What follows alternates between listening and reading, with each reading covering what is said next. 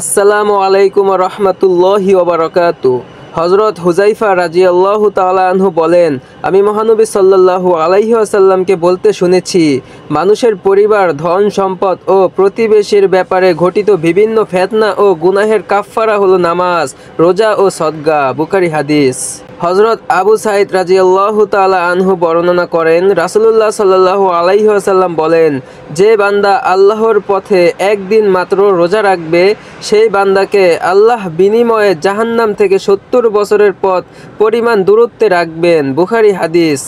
হজরত ওসমান বিন আবুল আস থেকে বর্ণিত, মহানবী সাল্লাল্লাহু আলাইহি ওয়াসাল্লাম ইরশাদ করেন, রোজা জাহান্নাম থেকে বাঁচার জন্য ঢাল স্বরূপ, যেমন যুদ্ধের সময় নিজেকে রক্ষা করার জন্য তোমাদের ঢাল থাকে।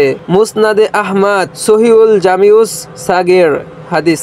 হজরত সাহল ইবনে সাদ রাজিয়াল্লাহু তাআলা আনহু থেকে বর্ণিত, মহানবী সাল্লাল্লাহু আলাইহি ওয়াসাল্লাম ইরশাদ করেন, জান্নাতের এক প্রবেশদ্বার রয়েছে যার নাম রায়ান। কিয়ামতের দিন ওই প্রবেশদ্বার দিয়ে রোজাদারগণ প্রবেশ করবে, তারা ছাড়া আর কেউই ও দরজা দিয়ে প্রবেশ করবে না। বলা হবে, কোথায় রোজাদারগণ? সুতরাং তারা ওই দরজা দিয়ে জান্নাতে প্রবেশ করবে। এরপর যখন তাদের সর্বশেষ ব্যক্তি প্রবেশ করবে, তখন সেই দরজা বন্ধ করা হবে, ফলে তা দিয়ে আর কেউ প্রবেশ করতে পারবে না। বুখারী হাদিস। হজরত আব্দুল্লাহ ইবনে ওমর রাজিয়াল্লাহু তাআলা আনহু থেকে বর্ণিত, রাসূলুল্লাহ সাল্লাল্লাহু আলাইহি ওয়াসাল্লাম ইরশাদ করেন, কিয়ামতের দিন রোজা ও কোরআন বান্দার জন্য সুপারিশ করবে। রোজা বলবে, হে আমার প্রতিপালক, আমি তাকে পানাহার ও যৌন কর্ম থেকে বিরত রেখেছিলাম, সুতরাং তার ব্যাপারে আমার সুপারিশ গ্রহণ করুন। কোরআন বলবে, আমি তাকে রাতে ঘুম থেকে বিরত রেখেছিলাম, সুতরাং তার ব্যাপারে আমার সুপারিশ গ্রহণ করুন। মহানবী সাল্লাল্লাহু আলাইহি ওয়াসাল্লাম আরও বলবে, অতএব উভয়ের সুপারিশ গৃহীত হবে।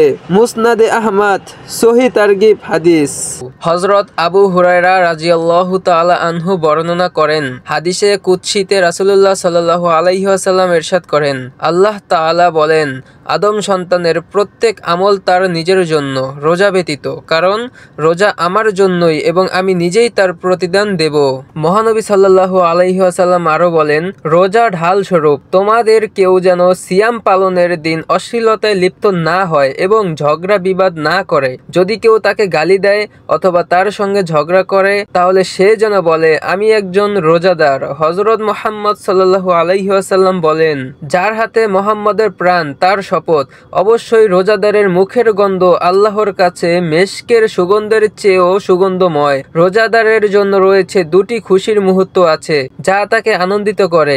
যখন সে ইফতার করে সে খুশি হয় এবং যখন সে তার পালনকর্তার সঙ্গে সাক্ষাৎ করবে তখন রোজার বিনিময়ে আনন্দিত হবে। বুখারী হাদিস।